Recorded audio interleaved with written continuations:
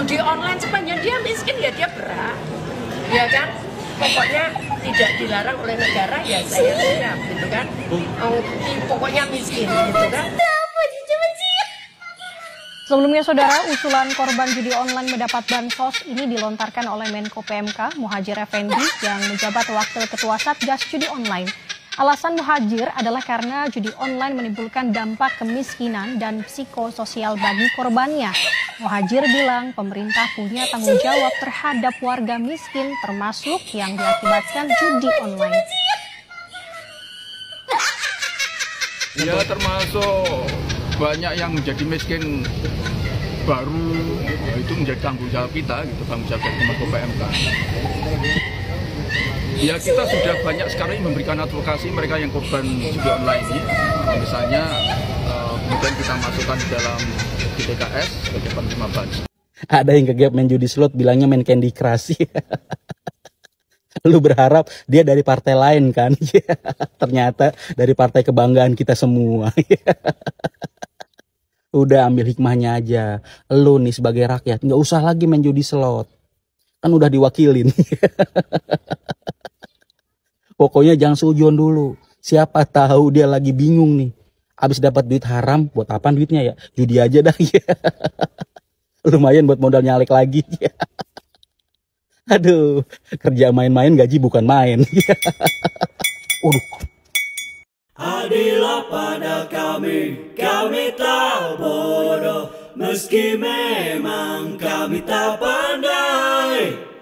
Tapi kami berjanji akan tetap mengkritik sesuai isi hati. Hei penguasa, ini kami rakyat jelata. Engkau ada untuk siapa? Hei penguasa, ini kami rakyat jelata. Mau sampaikan semua keluh kesah. Bekerjalah dengan hati pakai empati. Jangan banyak intrik, apalagi bikin taktik. Bijaklah dalam membuat peraturan. Jangan sampai bikin aturan yang berat sebelah. Bismillahirrahmanirrahim. Assalamualaikum warahmatullahi wabarakatuh. Semangat perubahan, salam kedaulatan rakyat. Sahabat channel semua, ini hari Jumat ya, tapi kita membahas yang dijauhi oleh agama.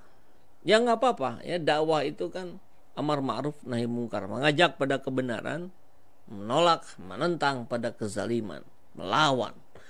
Dan ini yang terjadi pada anggota dewan kita berkali-kali, ini bukan sekali dua kali ya. Ada anggota dewan yang digaji oleh rakyat. Rakyat itu siapa? Kita. Kita bayar pajak tiap hari, beli apapun ke warung-warung terdekat itu sudah berpajak. Dan salah satunya adalah dipakai untuk menggaji mereka. Sedangkan mereka melakukan pekerjaannya sekehendak hatinya saja. Main-main mereka. Padahal gajinya tidak main-main, tapi kerjanya main-main. Luar biasa bukan? Diduga main game slot saat rapat anggota DPRD DKI itu Candy Crush. Padahal para pemain Candy Crush menunjukkan gak ada di Candy Crush tampilan seperti itu. Memalukan sekali. Ia mengaku bahwa permainan yang ditampilkan di tabletnya itu merupakan permainan Candy Crush. Saya sendiri gak tahu gimana Candy Crush itu ya. Tapi kan kita menggunakan akal publik saja. Ia pun membantah memainkan game itu saat rapat paripurna tengah berlangsung. Ingat sahabat channel semua, sering saya infokan ya, gaya-gaya para politikus itu kalau mereka sudah melakukan kesalahan, ada 3 yang mereka tampilkan. 1, cari pembenaran. Tapi kan saya melakukannya tidak di saat rapat.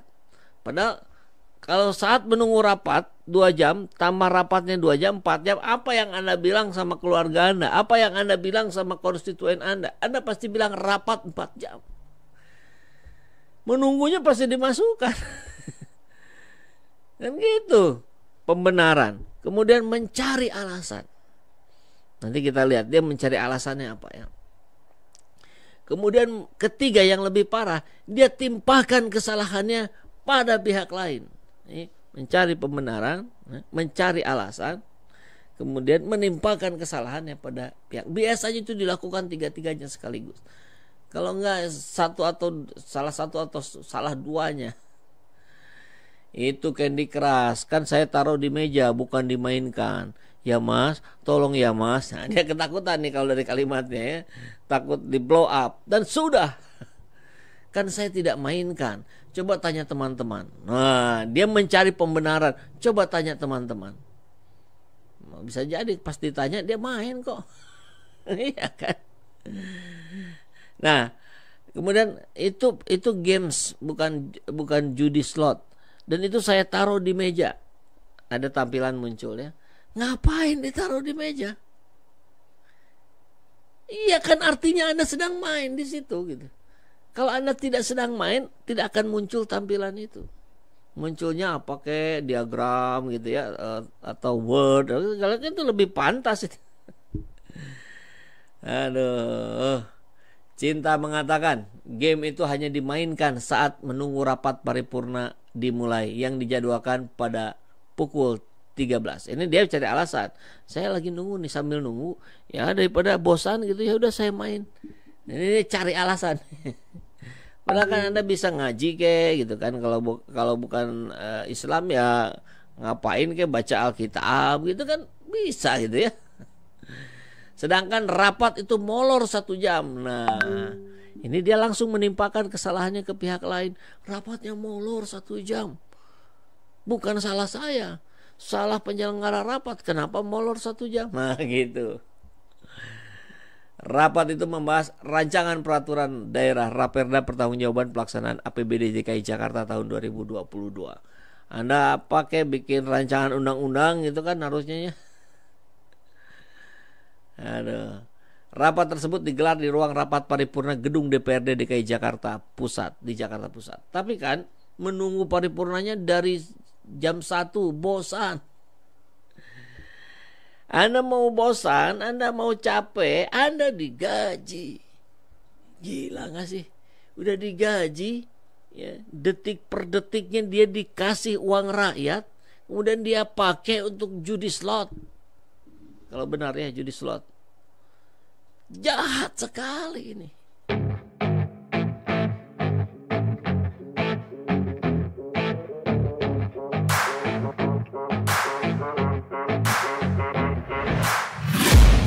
I'm taking shots at the enemy. I'm gonna make it to the top, leave a legacy. If I got something to say, you better let me speak. Turn it up a new degree, bitch, you ain't seen anything. I pop off with the...